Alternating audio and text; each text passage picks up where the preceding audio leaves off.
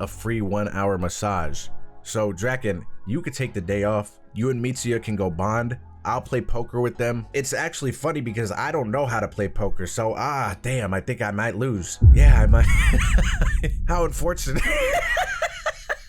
Last time I made a video on Tokyo Revengers, I was about 5 episodes in, and it's taken me a while to finish it just because I've started a couple new shows and I've just been very busy with like some other videos, and there's just been so many episodes of different shows coming out that I haven't really gotten the opportunity to finish this season up. It's interesting.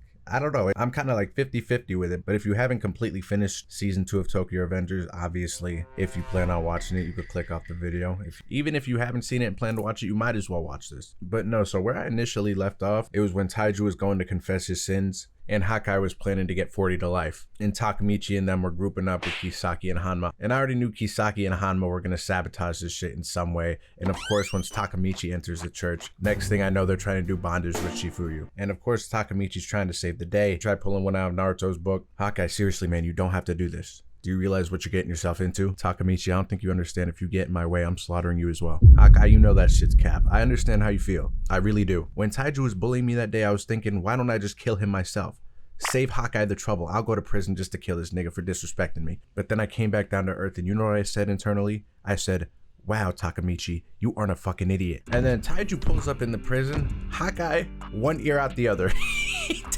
He didn't listen to one thing Takamichi just said and hits his sprint button. He was just charging at him full speed. You could tell he had no intent to kill this man either. If he was really about it, the knife would have made some contact with Taiju's body, but Taiju picks him up one hand, about to chokeslam his ass, throws his ass on the ground, has Takamichi hyperventilating because he's having PTSD about the alleyway incident. And he's hoping by the grace of God that Taiju is a good man on this Christmas Eve and he's gonna let him go free. Again, Takamichi, he's got that conqueror's hockey, but he's got to get out of his own head because Taiju gives this man a right hook to the fucking bleachers. And then he has this man start rolling.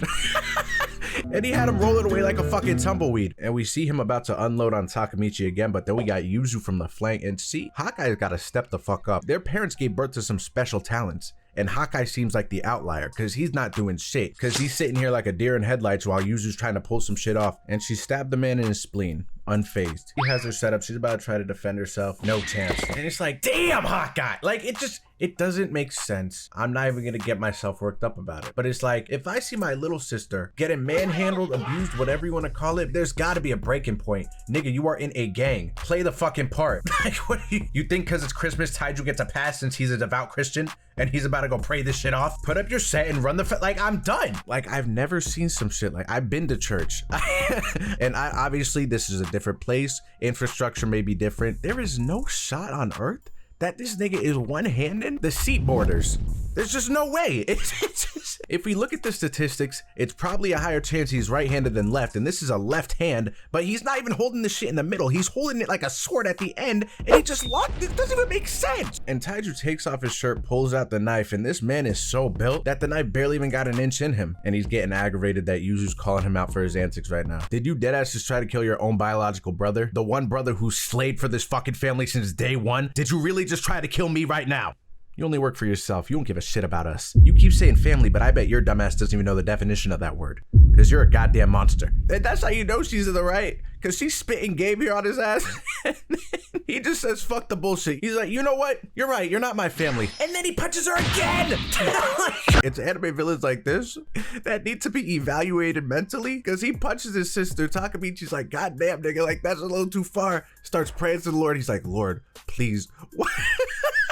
Why do you have to put me through such ordeals? Please forgive me, for now I have to kill my beloved sister. Like, nigga, you are crazy. And I really did appreciate Hakai a bit at first, and he's progressively getting me more and more aggravated. Takamichi is trying to like fend off this behemoth of a man. Taiju, there's a better way of approaching this. How about I just be your new brother? Me and Hakai may both be weak, but at least I'm not a bitch. Please, there's gotta be another.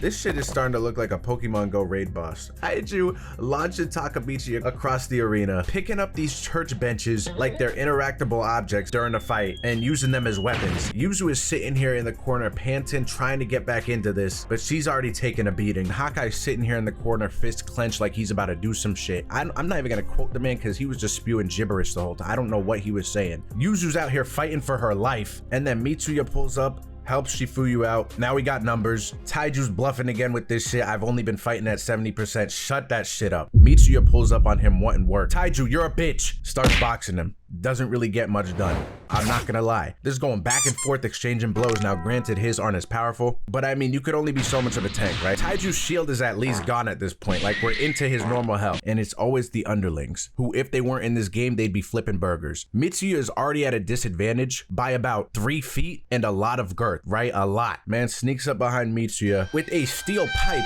exclaiming a death whack. Like, that's where this show confuses me. Right? Because there are times where I'm like, okay, this is kind of just like, we have our differences, we'll fight it out with fists, and then if someone gets injured in the process, it happens. But then there are times like this where a shot like this is killing a normal person. Taiju, please. I don't agree with anything this nigga does. I will be your right-hand man if you kick this nigga off the squad. Mitsuya got right back up. And now granted, he was staggered a little bit. But if that was like a swing from Taiju, I think the top of their scalp would be ripped off. So, I mean, if he wants to have his moment, he could have it. Mitsuya gets up and says, guys, we're gonna form a plan. We're gonna beat this nigga. And Haka, see, again, he's like 0 for 3 right now with the times that he's trying to redeem himself. They form a plan. Takamichi attacks Orochimaru. Shifuyu is attacking the steel pipe assassin, and Haka and Mitsuya are supposedly about to attack Taiju, and I'm thinking, okay, maybe he'll pull through this time. Mitsuya attacks him. Hawkeye stands there like, nigga, just go home. And the worst hasn't even happened yet, which was the funny part. I didn't expect him to get worse from this point because he loves Mitsuya so much and then has him get his left temple blown out again. And Takamichi, no matter how weak he is, he'll spit game to you and he'll tell you like it is, because Hawkeye is resorting to violence again, pulls out the dagger. Out of my way, Takamichi, fuck it, I'm killing him. Takamichi's cold ass grabs the knife just like Mitsuya did. Hawkeye, straight up with you, I've been giving you so many chances. If you do this, you are a bitch. I'm done. You love dyeing your hair so much. Well, how about you bleach the fucking top of it with the word bitch on it? I've been trying. Your sister came and saved your ass. Where's she now? Damn near deceased. So you know what I'm gonna do? I'm gonna show your ass how to throw hands. Taiju, I'm coming for you. Here I go.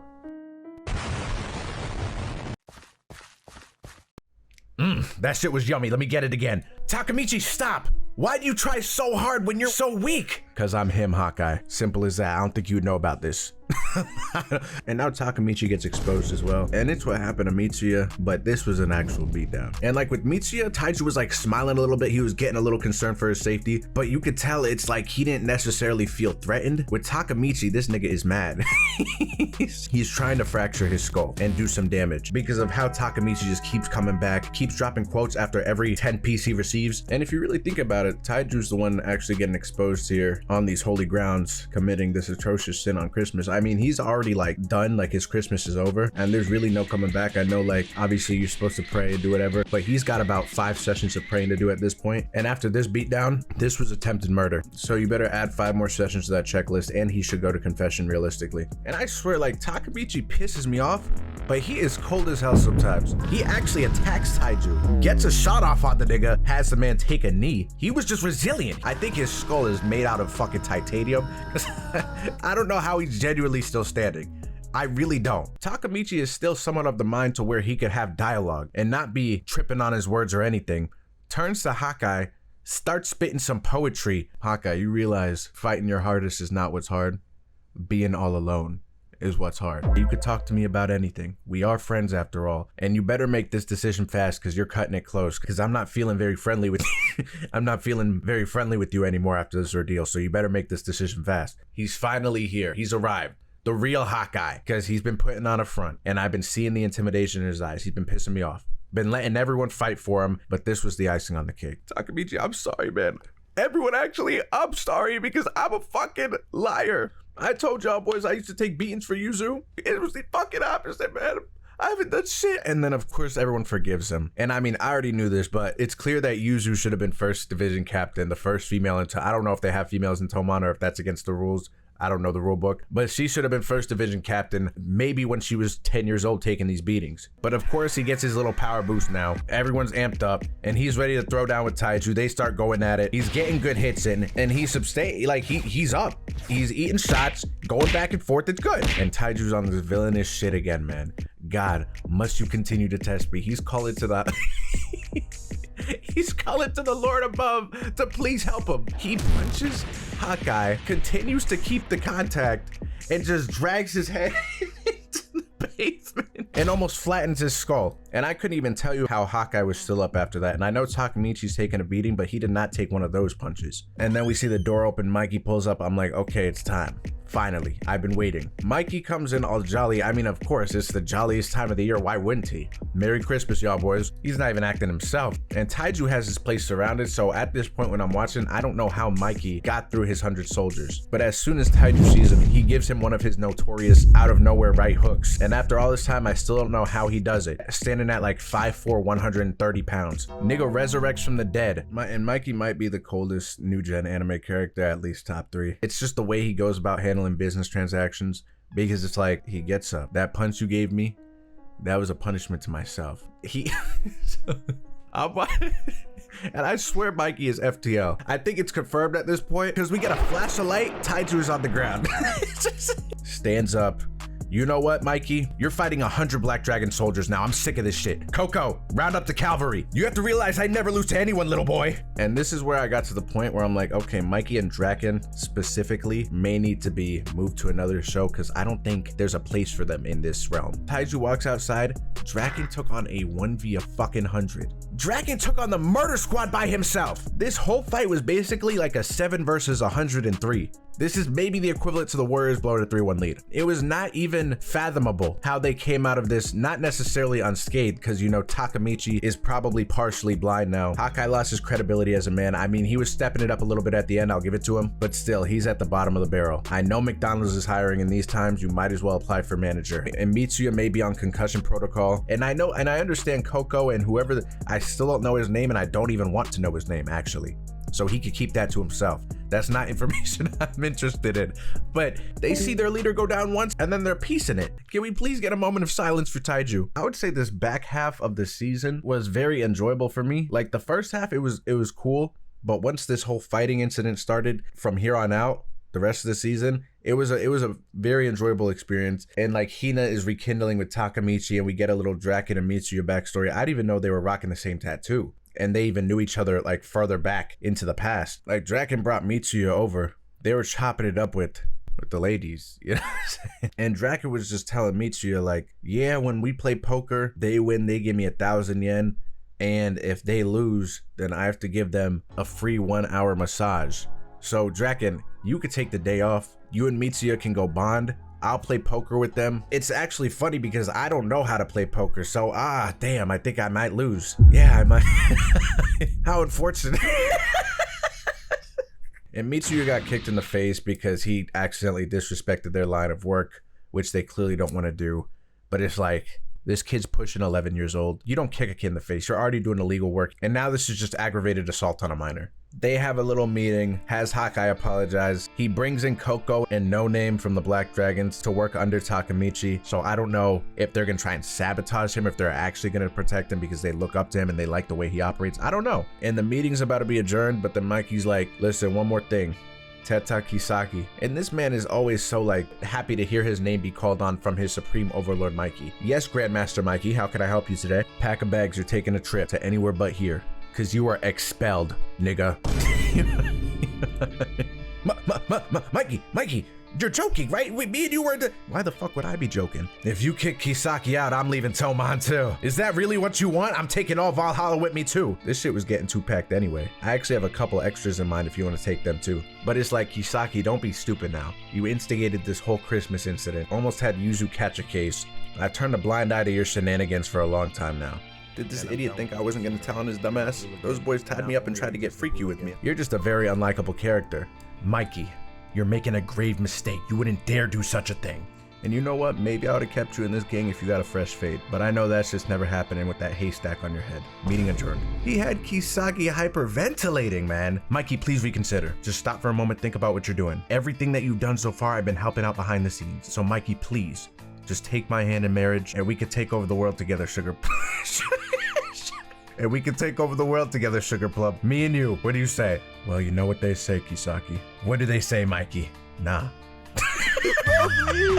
And you see, I've been enjoying the show, but I can kind of see where people were coming from with the predictability with it. Because it's like, we obviously, Takamichi's going to go back to his timeline, and then he takes a little picture with them, a group photo. It's a very wholesome moment, I was smiling a little bit because it's just like, these are all brothers, you know? And it's like, you can't possibly have any animosity here, any hate after everything we just went through. And then Takamichi gets thrown back into his timeline. He's clearly in funeral attire. I knew it as soon as he was here, and I was like, okay. I didn't expect the outcome of his actions to be so drastic, but when he did spawn here, I was like, okay, someone's dead. One of them.